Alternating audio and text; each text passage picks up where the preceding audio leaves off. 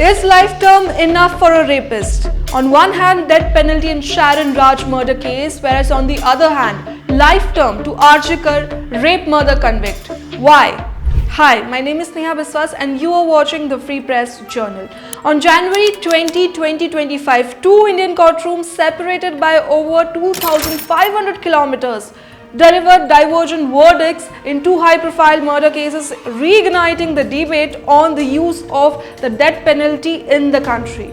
While a court in Kolkata sentenced Sanjay Roy to life imprisonment for the brutal rape and murder of a junior doctor, a court in Kerala handed the death penalty to S.S. Grishma for poisoning her boyfriend.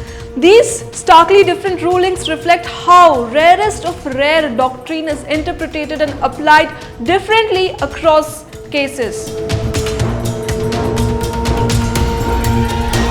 In Kolkata, the court sentenced Sanjay Roy, a former Kolkata police civic volunteer, to life imprisonment for the horrific crime he committed on August 9, 2024, when he raped and murdered an on-duty doctor at R.J. Kar Medical College and Hospital. Although the court acknowledged the brutal nature of Roy's crime, it refrained from issuing a death sentence, citing the lack of any prior criminal history or misconduct by Roy. The court examined whether his actions met the threshold for capital punishment under the rarest of rare doctrine, ultimately deciding that it did not.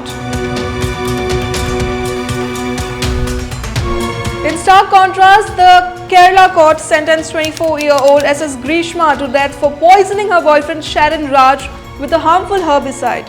Grishma had plotted the murder after her family arranged a marriage for her, but Sharon refused to end their relationship. The court in this case found that the crime met the criteria for the rarest of rare cases. The court cited the premeditated nature of the murder, Grishma's breach of trust, and the extreme cruelty involved in killing Sharon inch by inch. The court argued that Grishma's actions were barbaric and inhuman, and her conduct has shocked the collective conscience of the community. The differing sentences in these cases bring into focus the complex application of the rarest of rare doctrine, which guides courts in deciding when to impose the death penalty. The doctrine stems from the landmark 1980 Bachchan Singh ruling, which established that the death penalty should be an exemption imposed only in the gravest cases. The ruling stated that before awarding the death sentence, factors such as the circumstances of the crime and the convict's background must be carefully considered. In the Sanjay Roy case, the Kolkata court referred to the Bachchan Singh and Machi Singh rulings, which stressed that the death penalty is reserved for those cases where the collective conscience of the society is so shocked that it demands extreme punishment.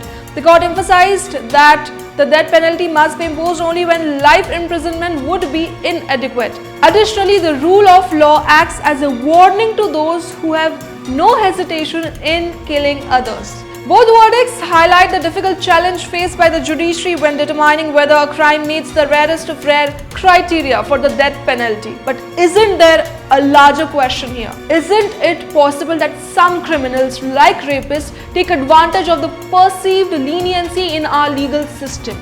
Could this ruling potentially set a dangerous precedent? Why should rape not be considered one of the most brutal crimes? Have we forgotten the long, painful fight for justice in the Nirbhaya case? While judicial reasoning is important, it can't overshadow the immense suffering experienced by the victim. What are your thoughts on this? Do you all agree with me? Do you think a life sentence is enough for a rapist? Share your views in the comment section below, and don't forget to like, share and subscribe to the Free Press Journal. Thank you for watching.